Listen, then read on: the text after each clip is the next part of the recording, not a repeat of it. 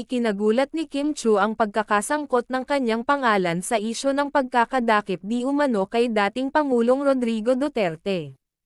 Agad siyang nagbigay ng pahayag upang linawin ang sitwasyon at ipahayag ang kanyang panig. Ayon kay Kim, binasa lamang niya ang spills na ibinigay sa kanya sa programang It's Showtime.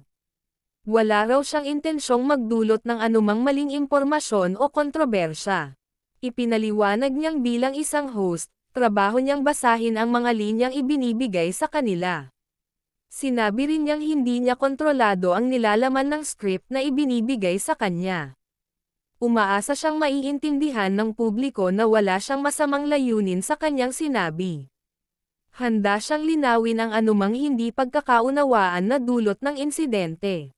Hinimok niya ang lahat na huwag agad maniwala sa maling impormasyon na kumakalat sa social media. Sa huli, nagpasalamat siya sa mga taong patuloy na sumusuporta at nakakaunawa sa kanya.